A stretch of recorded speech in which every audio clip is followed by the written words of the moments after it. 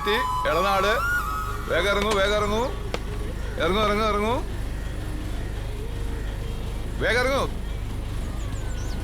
അതെ, തെക്കേത്തറ. വരൂ വരൂ വരൂ, കേറൂ കേറൂ.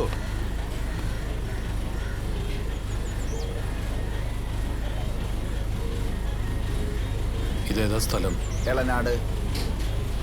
മോഹനകൃഷ്ണ മാഷല്ലേ? അതെ. മാഷിന് എന്നെ മനസ്സിലായോ? രമേശൻ, തുന്നക്കാരൻ രമേശൻ. മാഷ് തെക്കേത്തറ സ്കൂളിലുണ്ടായിരുന്നപ്പോൾ ഞാൻ അവിടെയായിരുന്നു, ഭാര്യ വീട്ടില്. മാഷിന് 2-3 തവണ ഞാൻ ഷർട്ട് തയ്ച്ചിരുന്നു. ഓ, ഇപ്പൊ മനസ്സിലായി. മാഷ് തെക്കേത്തറയിലേക്കല്ലേ? ഞാനും അവിടേക്ക് തന്നെയാ.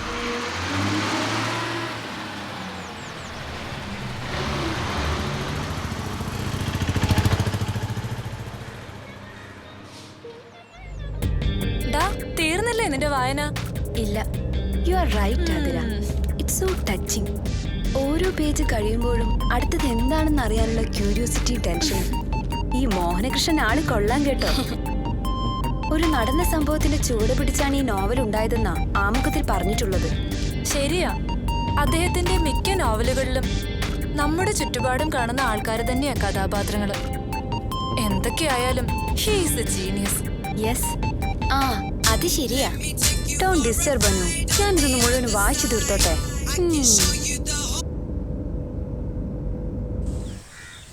എന്നാലും ഇത് വല്ലാത്തൊരു കഷ്ടായിപ്പോയി. ഒന്നാമത് ആ സുഗുവിന്റെ മരണം കൊണ്ട് തന്നെ ആകെ തളർന്നിരിക്കുക ആ സീതയും അപ്പു. എന്നാലും നമ്മുടെ അപ്പൂന് ഈ ഗതി വന്നല്ലോ എന്ന് ഓർക്കുമ്പോഴാ. അതെ, നിങ്ങൾ ആ പെണ്ണിന്റെ ചെക്കന്റെ സങ്കടം പറഞ്ഞു നിൽക്കാതെ ഇനിയെങ്കിലും കാര്യത്തിന്റെ ഗൗരവം മനസ്സിലാക്ക്. വല്ല മഞ്ഞപ്പിത്തോ മലേറിയോ പോലെയാണോ അത്? എയ്ഡ്സ് വന്നു പെട്ടാലേ ആളെ കൊന്നിട്ട് പോകുന്ന ഇനം, അതും പകർച്ചവ്യാധി. താൻ എന്താണോ ഒന്നും മിണ്ടാതിരിക്കണേ? വൈദ്യര് പറയുന്നത് ശരിയാ. പെട്ടെന്നൊരു പ്രതിവിധി കണ്ടില്ലെങ്കിൽ ഈ നാടിന് തന്നെ ആപത്താ. നിങ്ങൾ ഇങ്ങനെ കാണാകുണാ പറഞ്ഞു നിൽക്കാതെ പെട്ടെന്നൊരു യോഗ വിളിച്ചു ചേർത്തിട്ട് ഒരു തീരുമാനം ഉണ്ടാക്കാൻ നോക്ക്. ഒരു നാടിനെ ഒട്ടാകെ ബാധിക്കുന്ന പ്രശ്നം ഇത്. പറയാനുള്ളത് പറഞ്ഞു, ഞാൻ പോവാ. പൈസ വൈദ്യുതി നിക്ക, അങ്ങനെ പോയാലോ? ഇനി എന്തൊക്കെയാ അവിടെ സംഭവിക്കാവോ? എന്റെ പറക്കോട്ട് മുത്തി.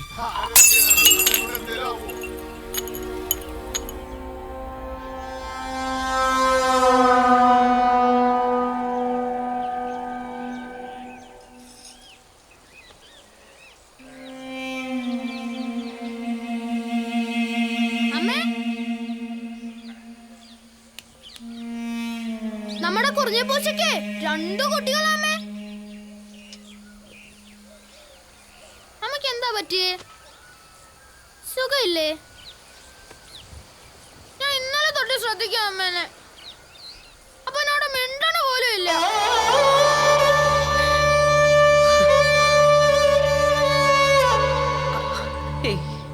അമ്മയ്ക്കൊന്നുമില്ല.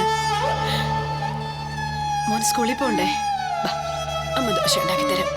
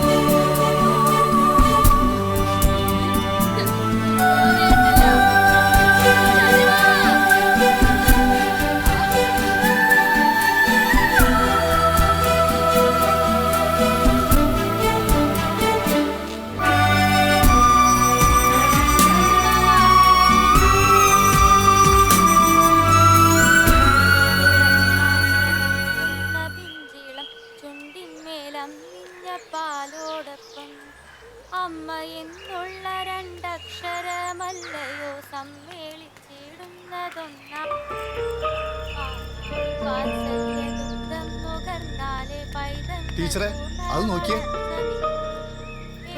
ഇത് പ്രശ്നമാണല്ലോ സുധാകര. ചെറുക്കൻ ക്ലാസ്സിലേക്കാണല്ലോ പോണത്.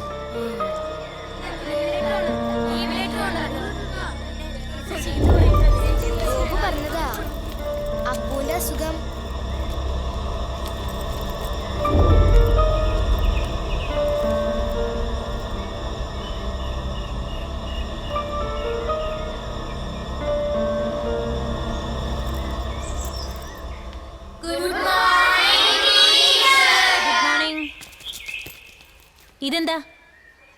ഫ്രണ്ട് ബെഞ്ചിലുള്ളവരൊക്കെ ആബ്സെന്റ് ആണോ? അപ്പു മാത്രമേ ഉള്ളൂ? അഖിൽ എന്തു പറ്റി? നിന്റെ സീറ്റ് ഫ്രണ്ടിലല്ലേ? അത് ടീച്ചർ അപ്പു അപ്പു അപ്പുവിന്റെ കൂടെ ഇരിക്കണ്ടെന്നാ വീട്ടിൽ നിന്ന് പറഞ്ഞത്.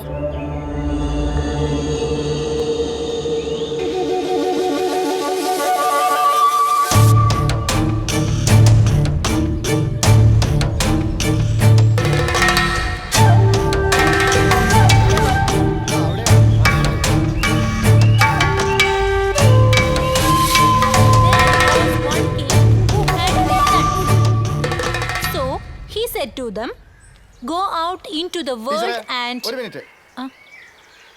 എന്താ സുധാകര, എന്താ പ്രശ്നം? പ്രശ്നമൊക്കെ ഞങ്ങൾ പറയാം. അപ്പുവിന്റെ കൂടെ ക്ലാസ്സിലിരുന്ന് പഠിക്കാൻ ഞങ്ങളുടെ കുട്ടികൾക്ക് താല്പര്യമില്ല. അവന്റെ വിശേഷങ്ങളൊക്കെ ഇവിടെ എല്ലാവർക്കും അറിയാവുന്നതല്ലേ. അതുകൊണ്ട് ഇപ്പൊ തന്നെ അവനെ ക്ലാസ്സിൽ നിന്ന് പുറത്താക്കണം. എന്റെ ടീച്ചറെ, ഞങ്ങൾക്ക് ഞങ്ങളുടെ കുട്ടികളാണ് വലുത്. ആ ചെക്കന്റെ കൂടെ ഞങ്ങളുടെ കുട്ടികൾ ഇരിക്കില്ല. അതെ, നിങ്ങൾ ഇങ്ങനെ ബഹളം വെക്കരുത്. നമുക്ക് കാര്യങ്ങൾ സമാധാനമായി തീരുമാനിക്കാം. ടീച്ചറെ, അപ്പുവിനോട് തൽക്കാലം വീട്ടിൽ പോയിക്കൊള്ളാൻ പറയും.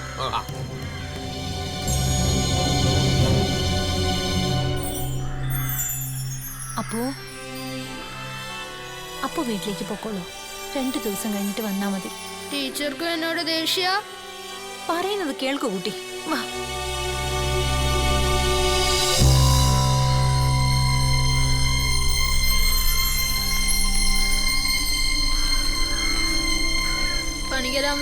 തുടരുത്.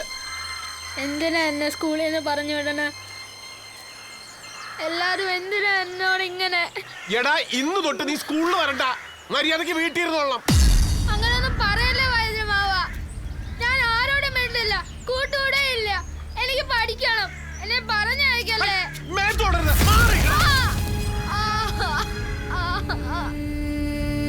അതെ, എച്ചമ്മിങ്ങി വന്ന് നമുക്ക് അകത്തിരുന്ന് കാര്യങ്ങൾ ചർച്ച ചെയ്യാം. വൈദ്യുതി വരും.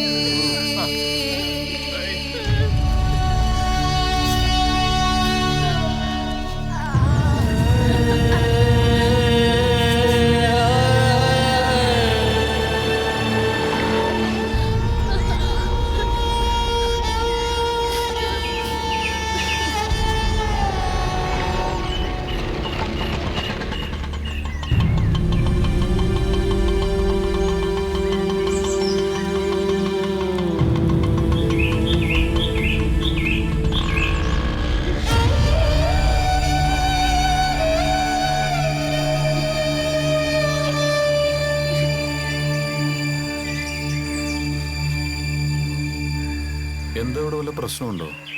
അല്ല, അതാ ചെക്കൻ. അല്ല, നിങ്ങളാരാ? ഞാൻ മോഹനകൃഷ്ണൻ, പുതിയതായിട്ട് ജോയിൻ ചെയ്യാൻ വന്ന മലയാള അധ്യാപകനാണ്. ഓ, മനസ്സിലായി. കഥകളും നോവലൊക്കെ എഴുതുന്ന മോഹനകൃഷ്ണൻ ആച്ചാന്തൊടി. ഞാൻ വായിക്കാറുണ്ട് മാഷിന്റെ കഥകളൊക്കെ. നേരിട്ട് കണ്ടിട്ടില്ലാന്നേ ഉള്ളൂ. ഒരിടത്ത് മാത്രം വിരിയുന്ന പൂവ് ഞാനൊരു 5 തവണയെങ്കിലും വായിച്ചിട്ടുണ്ടാവും. എനിക്ക് ഭയങ്കര ഇഷ്ടമാണ് നോവല്. മാഷിന്റെ നാട് ഗുരുവായൂരിനടുത്തല്ലേ? എന്റെ നാട് ചെറുവാഞ്ചേരിയിലാ.